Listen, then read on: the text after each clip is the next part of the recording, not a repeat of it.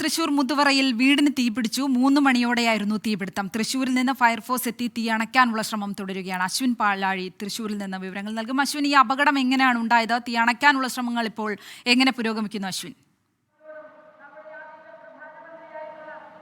ശ്രീലക്ഷ്മി, ഇന്ന് വൈകുന്നേരം 3:30 അടിയോടി വളപ്പ് എന്ന് പറയുന്ന സ്ഥലത്താണ് ഈ സംഭവം ഉണ്ടാകുന്നത്. അവിടെ നാരായണൻ എന്ന് പറയുന്ന ഒരു വ്യക്തിയുടെ വീടിന് മുകളിൽ കയറുകളും ഒപ്പം ചകിരിയും ഒക്കെ സൂക്ഷിച്ചു വെച്ചിട്ടുണ്ടായിരുന്നു. ഈ കൂട്ടത്തിനാണ് തീ പിടിച്ചത്. അത് വലിയ തോതിൽ ആളിപ്പടരുകയും വീടിന്റെ മേൽക്കൂരയിലേക്ക് പടരുകയും ചെയ്തു.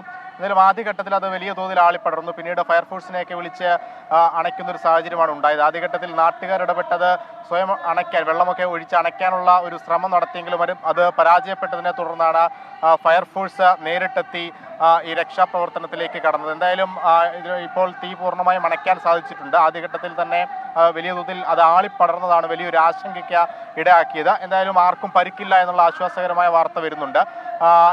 നിലവിൽ ഇപ്പോൾ ആ വീട്ടിലേക്ക് പടർന്ന തീ മുഴുവനായും തന്നെ നിയന്ത്രണ വിധേയമാക്കി കെടുത്താനും സാധിച്ചിട്ടുണ്ട്. ശ്രീലക്ഷ്മി. ശരി അശ്വിൻ. ലോകത്തെവിടെയായാലും ഏത് സമയത്തും 24 വാർത്തകളും ഓഗ്മെന്റഡ് റിയാലിറ്റി പാക്കേജുകളും എക്സ്പ്ലെയിനറുകളും വിശദമായി കാണാൻ ഞങ്ങളുടെ യൂട്യൂബ് ചാനൽ നിങ്ങൾക്ക് സബ്സ്ക്രൈബ് ചെയ്യാം.